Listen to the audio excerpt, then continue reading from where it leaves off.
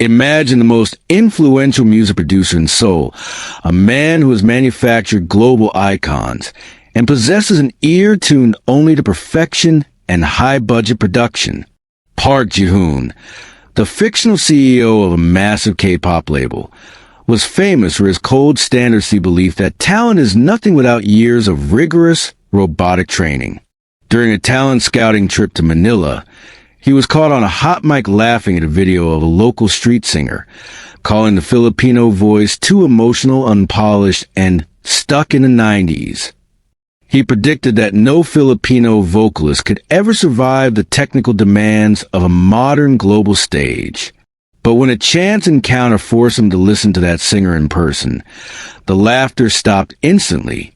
Ji-hoon's arrival in the Philippines was met with both excitement and skepticism.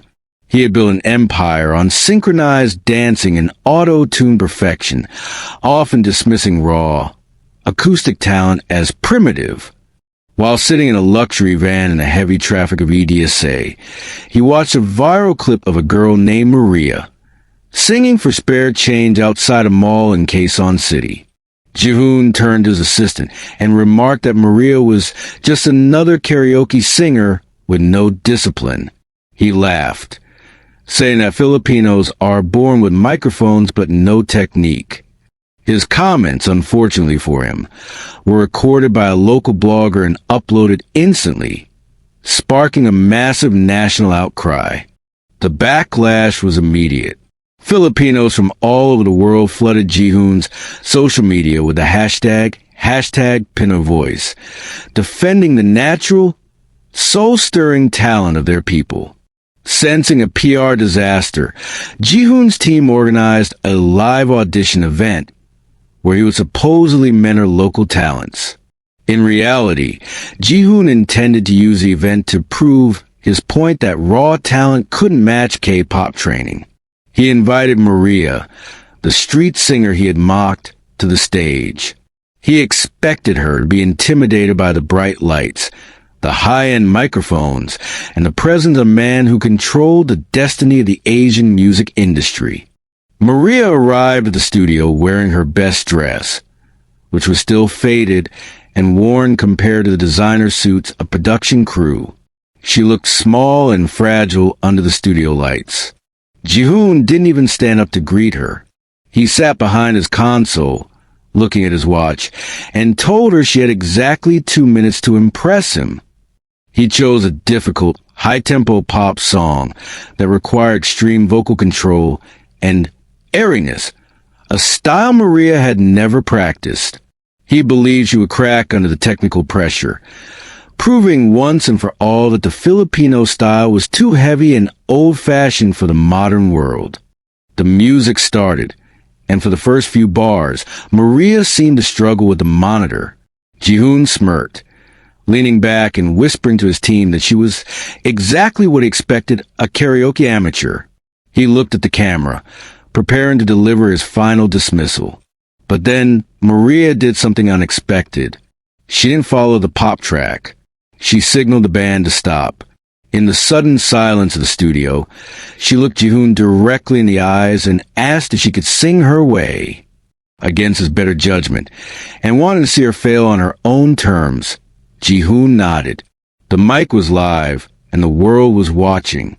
Without a backing track, Maria began to sing traditional Kundiman, a Filipino love song, but infused it with soul-wrenching modern R&B power. The moment her voice hit the first low note, the frequency monitors on Ji-hoon's console began to spike in ways he had never seen. Her voice wasn't just loud. It was a liquid gold that possessed a resonance that defied his technical logic. She moved from a delicate whisper to a powerful, operatic belt without a single crack. The emotionality Ji-hoon had mocked was now filling the room with a physical weight that made the hairs on his arms stand up. Ji-hoon's smirk vanished. He leaned forward, his hands gripping the edge of the console. He was a man who had spent 30 years looking for the perfect vocal, and he realized he was currently hearing it coming from a girl who had never spent a day in a conservatory. Maria's control of vocal runs and melismas was so precise it sounded like it had been edited in a computer, yet it was completely raw. He realized that the Filipino voice wasn't unpolished. It was overdeveloped through the sheer passion of a people who sing to survive. The producer who had come to mentorship was now being mesmerized. When Maria hit the final soaring high note, a note that required a lung capacity he thought was physically impossible for someone of her stature, the studio fell into a deafening silence. The crew, the cameras, and even the security guard were frozen. Maria lowered the mic, her breathing calm, her eyes still fixed on the man who had laughed at her. Ji-hoon sat in the silence for a full minute, unable to find the words. He realized that his K-pop logic was a cage and Maria's island soul was the key. He had mocked the diamond because he was too busy looking at glass. The shock on Ji-hoon's face became the most famous screenshot in the history of Asian music. He didn't deliver a critique. He delivered a confession. He stood up, walked onto the stage, and bowed deeply to Maria, a sign of extreme respect in his culture. Through his translator, he told the live-streamed audience, "I said this voice would never work. I was wrong. This voice is the only thing that will work in the future." He admitted that the Filipino vocalist possessed a spiritual frequency that no amount of training could manufacture. The mocker had officially become a disciple. The video of Maria breaking the producer went super viral instantly, crossing borders from the Philippines to Korea, Japan, and the U.S. It became a global testament to Pinoy pride. It was the ultimate "I told you so" moment.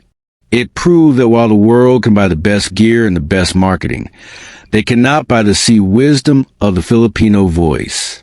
Maria's victory wasn't just for her. It was for every Filipino who had ever been told that their basic talent wasn't global enough.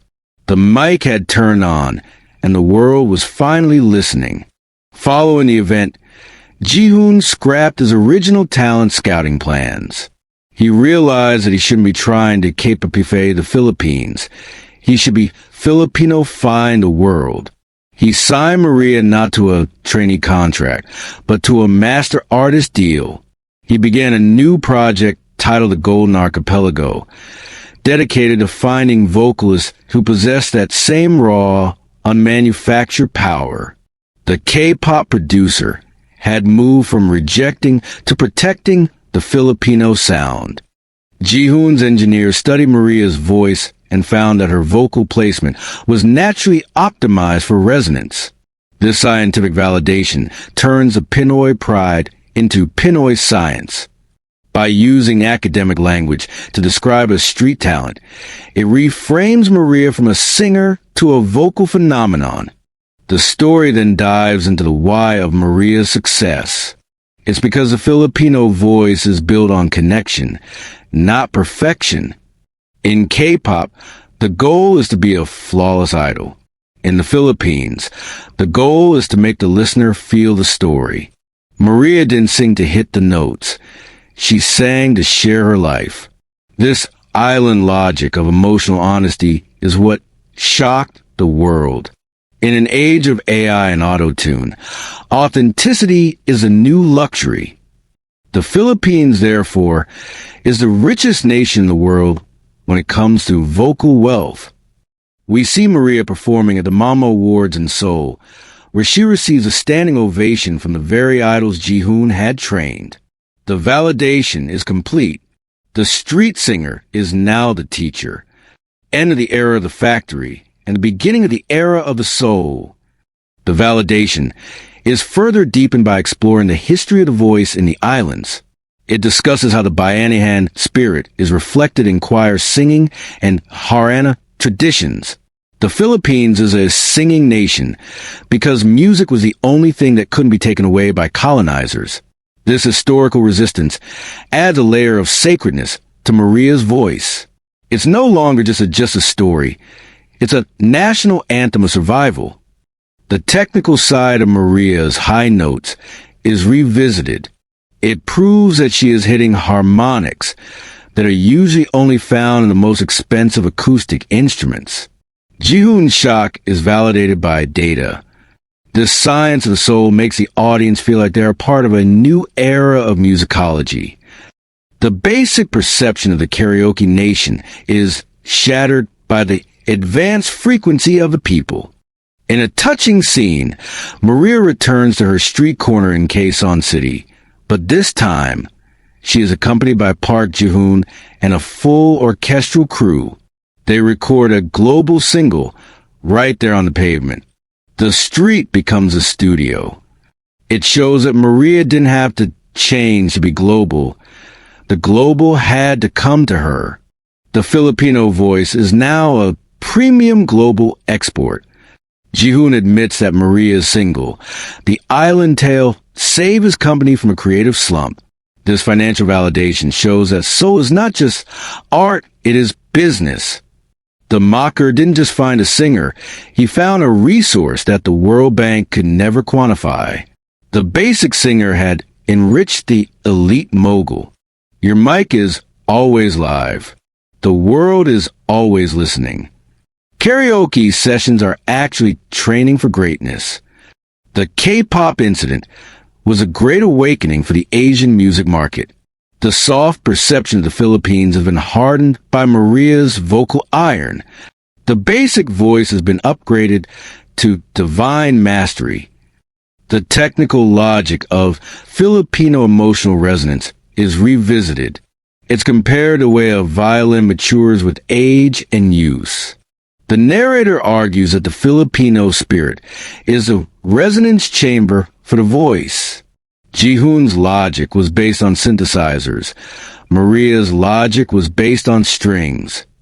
The natural engineering of the islands is shown to be superior to the electronic engineering of the city. Maria's voice is healing a world that has become too cold and too technical. The island tales are now being sung in every language. The Philippines is an emotional leader of the world, and the K-pop producer is now its biggest advocate. This geopolitical validation makes the audience feel like they are part of a global superpower of the heart. The voice is a bridge that the logic could never build. Other nations that try to claim Maria's technique. The video uses Ji-hoon's admission as a shield against these claims. He says, "The voice is forged in 7,000 islands. You can buy the song, but you can't buy the island." The validation is summarized in a vocal report for the world. 1. Soul is the ultimate technique. 2. Emotion is the ultimate logic. 3. The Philippines is the ultimate stage. The documentary explores the legacy of the mic.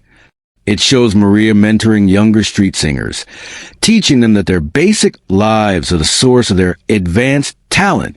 Ji-hoon is seen in the background, no longer mocking, but learning.